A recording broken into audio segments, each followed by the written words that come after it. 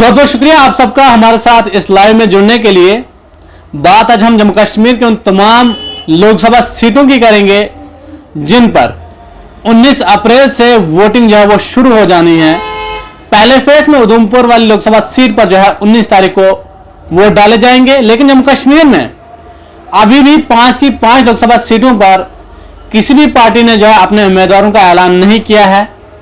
लेकिन आज हम स्पेशली बात करेंगे राजौरी अनंतनाग लोकसभा सीट की, जहां पर जम्मू कश्मीर के तमाम लोगों की नजरें हैं कि आखिर कौन सा कैंडिडेट जो है वहां पर किस पार्टी से जो है वो मैदान में उतरेगा और उस लोकसभा कॉन्स्टिट्यूंसी से आखिर कौन सा कैंडिडेट या कौन सी पार्टी का कैंडिडेट जो है वो जीत दर्ज करने में कामयाब होगा।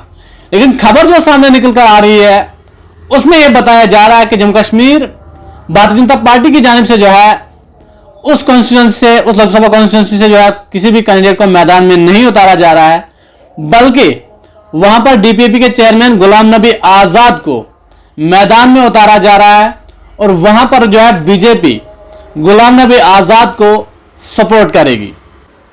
यह मुकाबला इसलिए भी यहां पर दिलचस्प हो गया है क्योंकि भारतीय जनता पार्टी की जानिब से पहाड़ी कम्युनिटी के लोगों को एसटी के जुमरे में शामिल कर लिया गया और उसके बाद पहाड़ी कम्युनिटी के लोगों की एक ही बात थी कि शायद जो है अब इस बार हम सब पहाड़ी कम्युनिटी के लोग मिलकर जो है बीजेपी को वोट करेंगे।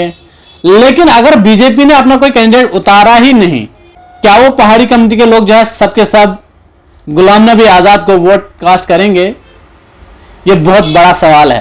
लेकिन आपको बता दूं कि फिलहाल जो खबर सामने निकल कर आ रही है उसमें जराये के हवाले से जो खबर सामने निकल कर आ रही है उसमें यह पता चल रहा है कि गुलाम नबी आजाद को अनंतनाग राजौरी लोकसभा सीट से जो है वो इलेक्शन कंटेस्ट करने के लिए बताया जा रहा है और बीजेपी भी उस सीट से उसे सपोर्ट करेगी।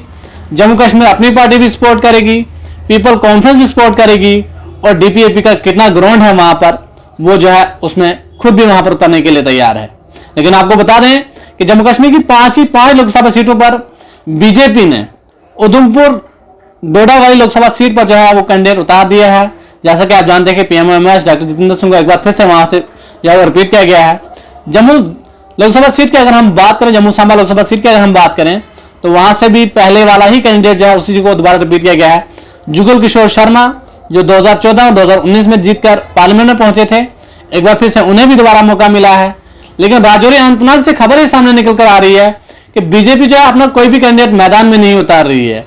एक तरफ बीजेपी खुल्लम खुल्ला गुलाम नबी आजाद को सपोर्ट कर रही है और दूसरी तरफ गुलाम नबी आजाद की पार्टी दिन ब दिन एक्सपोज हो रही है कि गुलाम नबी आजाद ने जब कांग्रेस छोड़ी थी उसके बाद जो इल्जाम उन पर लगे थे वो कहीं ना कहीं अब सही साबित हो रहे हैं, क्योंकि बीजेपी अगर सपोर्ट करती है गुलाम नबी आजाद को तो इस बात से साफ अंदाजा लगाया जा सकता है कि जम्मू कश्मीर में डीपीएपी जो है वो गुलाम नबी आजाद की पार्टी जो है वो बीजेपी को सपोर्ट करने के लिए यहां पर आई है। क्योंकि आपको बता दें अगर सेंट्रल कश्मीर की बात करें वहां पर जो है अल्ताफ बुखारी को सपोर्ट की जा रही है बीजेपी की जानिब से। बताया यह भी जा रहा है कि बीजेपी भी जो है सेंट्रल कश्मीर से किसी कैंडिडेट को नहीं मैदान में उतार रही है। और अगर हम बारामूला सीट की बात करें तो वहां पर सज्जाद गनी लोन को जो है बीजेपी सपोर्ट करेगी। जहां जम्मू कश्मीर में एक तरफ एनडीए इलेक्शन लड़ रही है, यानी बीजेपी इलेक्शन लड़ रही है, दूसरी तरफ इंडिया ब्लॉक इलेक्शन लड़ रहा है और तीसरी तरफ एक और ग्रैंड लाइन जो है वो इलेक्शन लड़ रहा है जिसमें गुलाम नबी आजाद की पार्टी, सज्जाद गनी लोन की पार्टी और अल्ताफ बुखारी की पार्टी जो है इलेक्शन कंटेस्ट कर रही है। ये दिलचस्प होगा देखना कि आने वाले वक्त में लोकसभा इंतखाबात में लोगों को ये डिसाइड करना कितना मुश्किल होगा कि अगर हमने गुलाम नबी आजाद को वोट दिया तो वो जो है डायरेक्ट बीजेपी को फायदा हो जाएगा, अगर हमने अल्ताफ बुखारी को वोट दिया तब भी जो है वो बीजेपी को ही फायदा होगा, अगर हमने सज्जाद गनी लोन को वोट किया तो भी जो है बीजेपी को ही फायदा होगा। लेकिन दूसरी तरफ नेशनल कांग्रेस जो दावा कर रही है कि हम कश्मीर की 3 सीटें जो है लोकसभा की जीतेंगे। नेशनल कांग्रेस के नायब सदर उमर अब्दुल्ला ने यह भी बोला था कि पीडीपी का कोई ग्राउंड भी नहीं है वादी कश्मीर में। लेकिन अब पीडीपी भी ये कह रही है कि अब जो है इस बार हम भी अपने कैंडिडेट उतारेंगे और नेशनल कांग्रेस को बताएंगे कि जम्मू कश्मीर में पीडीपी का कोई ग्राउंड है या नहीं। इतना तकब्बर करना जो है अच्छी बात नहीं होती। वाहिद पारा ने यह कहा था कि जब लोकसभा इलेक्शन में नेशनल कांग्रेस के कैंडिडेटों ने जीत दर्ज की थी तब जो है इलेक्शन में बाइकाट किया गया था। यह हकीकत भी है। लेकिन इस बार मुकाबला जो है वो दिलचस्प होगा।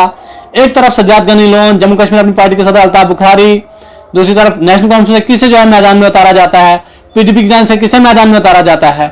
लोगों को इस बार डिसाइड करना जो है बहुत मुश्किल है कि किस पार्टी के किस उम्मीदवार को जो है वोट करना है, कौन सा कैंडिडेट जो है जम्मू कश्मीर की बेहतरी के लिए काम करता है या फिर करेगा, या फिर पार्लियामेंट में गरीब लोगों की आवाज उठाएगा।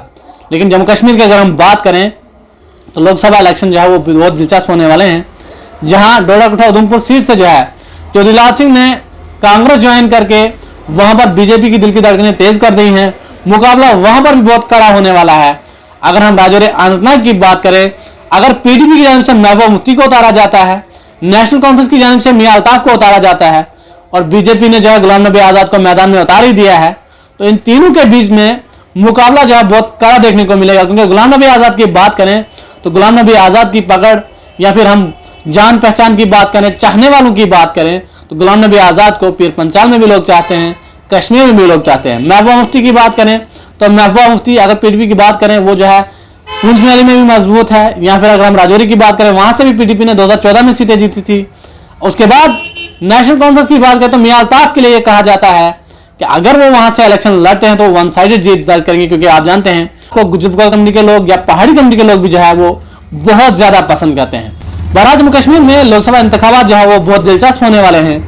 आपको क्या लगता है कि जम्मू कश्मीर में 5 लोकसभा सीटों में से कौन सी पार्टी जो है कितनी सीटें जीतने में कामयाब हो सकती है, या फिर आपको क्या लगता है राजौरी अनंतनाग वाली लोकसभा सीट जो है गुलाम नबी आजाद जीतने में कामयाब होते हैं या नहीं? आपको लगता है उधमपुर वाली लोकसभा सीट जो है वो कांग्रेस जीतने में कामयाब होती है या नहीं? नॉर्थ कश्मीर की अगर हम बात करें वहां पर सजाद गनी लोन जीतने में कामयाब होते हैं या नहीं? या फिर सेंट्रल कश्मीर की बात करें, जम्मू कश्मीर अपनी पार्टी सीट जीतने में कामयाब होती है या नहीं?